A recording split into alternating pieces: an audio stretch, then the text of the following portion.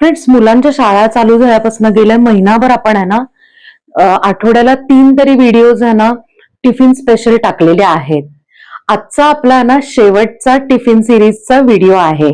अर्थात ह्याच्या पुढे पण आपण ती सिरीज करणार आहे. पण होतं काय माहितीये का, की आता आषाढी एकादशी, त्यानंतर श्रावण, सगळे सण येतात. सो आपल्याला त्या रिलेटेड सगळ्या आणि त्याच्या व्यतिरिक्त आपल्या जे रेग्युलर रेसिपीज असतात त्या सुद्धा आपण आता दाखवायला चालू करणार आहे सोमवारपासून.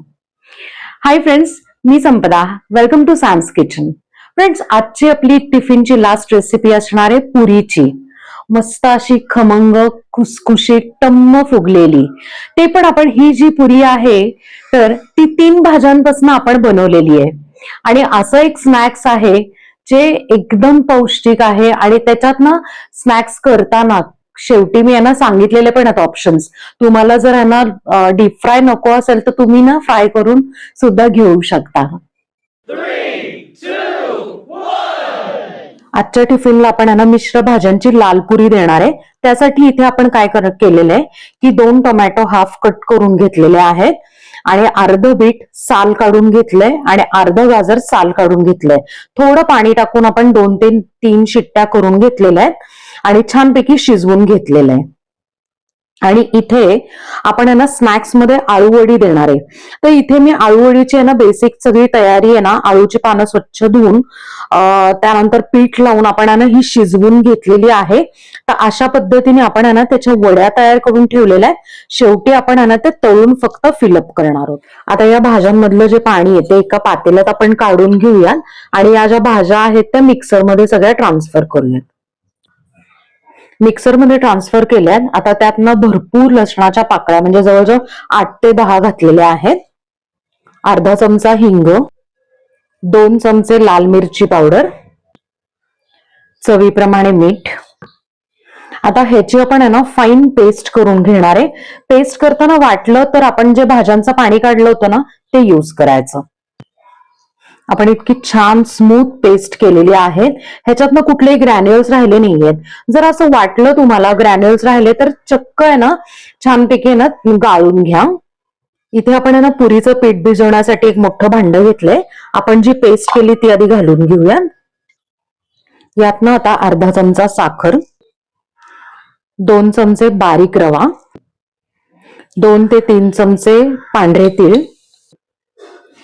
4 चमचे बेसन म्हणजेच डाळीचं पीठ. यात आता आपण आहे ना एवढे 2 बाउल आपण आहे ना गव्हाचं पीठ घालून घेऊया.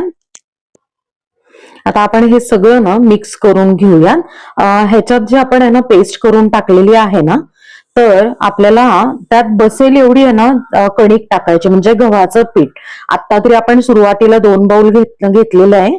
आता बघूयात अजून किती लागतंय आपल्याला. पुरीचं पीठ आपण यांना मळून घेतलेलं आहे.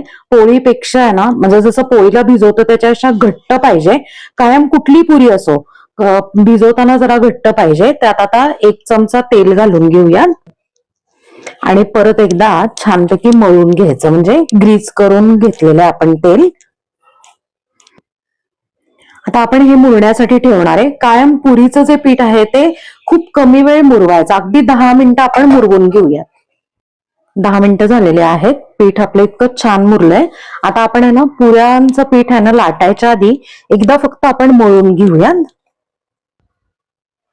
फ्रेंड्स, पुऱ्यांचं पीठ लाटायला घेण्याच्या आधी ना किंवा पुऱ्या लाटायच्या आधी ना बारीक गॅसवर आपण आहे ना तळायला तेल एका कढईमध्ये ठेवायचं. ह्याला आता ना काय केलंय, थोडीशी कणिक लावलीये आणि एक मोठी पोळी लाटायची. फारही पातळ नाही आणि फारही जाड नाही. छान आपण आहे ना मोठी पोळी लाटून घेतलीये आणि अजिबात आहे ना जाड नाहीये. जाड असेल ना तर काय होतं माहिती का, पुऱ्या ज्या वेळेला आपण तळून घेतो ना तर त्या गार झाल्यावर आहे ना चिवट होतात. आता आपण मध्ये एक स्लिट दिलाय. त्यानंतर मग पोळपाट असं वळवायचं आणि इकडे एक स्लिट द्यायचा. तर आपण आहे ना त्रिकोणी पुऱ्या करणार आहोत. तर ह्याच्याऐवजी तुम्हाला ना गोल करायच्या असतील ना तर चक्क वाटी वगैरे घ्यायची आणि त्याला 4 असे मस्तपैकी ना हे करायचंय. वाटीने फिरवायचं आणि 4 पुऱ्या करून घ्यायच्या. तर अशा पद्धतीने आज आपण आहे ना ट्रायंगल शेपची पुरी करणार आहोत. अशा पद्धतीने थोड्याशा पुऱ्या आपण करून घेऊया. कढईतलं तेल जे आहे ते कडकडीत तापलेलं, हे बघा बुडबुडे येत आहेत. आता आपण पुरी घालून घेऊया. असं ना ह्याच्यावर तेल उडवत राहायचं, मस्तपैकी म्हणजे ना छान फुगते. आता उलटून घेऊयात आपण. हे बघा आपली पुरी जी आहे इतकी मस्त टम्म फुगलेली आहे. बरं, आता पुरी तळताना आहे ना जास्त वेळ तेलात ठेवायची नाही. आणि दुसरी टिप जी आहे ती मीडियम फ्लेमवर पुरी तळून घ्यायची. फारही बारीक गॅसवर तळली किंवा बारीक फ्लेमवर तळली तर ती तेलकट होते, आणि हाय फ्लेमवर तळली तर ती आतून कच्ची राहते. तर अशा पद्धतीने आपण ना सगळ्या पुऱ्या तळून घेऊया. फ्रेंड्स, आपल्या सगळ्या पुऱ्या तळून झालेल्या आहेत आणि तुम्ही बघू शकताय एकन एक पुरी मस्त टम्म फुगलेली आहे आणि मस्तपैकी त्याला कलर सुद्धा असा लाल चुटूक आलेला आहे. पुऱ्या सगळ्या तळून झाल्या ना की याच तेलात आपल्याला आळूवड्या तळून घ्यायच्या. अशा ना लो फ्लेमवर आहे ना तळून घ्यायच्या, म्हणजे ना त्या अशा टिफिन मध्ये इतक्या मस्त कुरकुरीत राहतात. अगदी 30 सेकंद झाले की मग आपण आहे ना टर्न करून बघूया. आता या ज्या आळूवड्या आहेत ना, तुम्हाला जर तळलेला नको असतील ना तर तुम्ही फोडणीवर आहे ना तीळ टाकून छानपैकी परतून सुद्धा घेऊ शकता. अजून 30 सेकंद झाली की आहे ना मस्तपैकी आहे ना तळलेले, इतके छान तळलेल्या गेलेल्या आहेत आळूवड्या. कारण काय ना तेल गरम होतं त्यामुळे तळायला जास्त वेळ लागत नाही. फ्रेंड्स, आळूवड्या पण तळून झालेल्या आहेत आणि तुम्ही बघू शकता याला लेअर किती छान आलेले आहेत. आता गरम असतानाच काय करायचं की छानपैकी आहे ना पांढरे तीळ ह्याच्यावर टाकायचे. दिसायला तर छान दिसतच, पण तीळ आहे ना फायबर रिच आहेत, सो त्यानिमित्ताने आहे ना तीळ खाल्ले जातात. फ्रेंड्स, अशा पद्धतीने आपली आहे ना आळूवडी तयार आहे. आपण ती गार करून घेऊया. फ्रेंड्स, आता आपण आहे ना टिफिन भरायला घेऊया.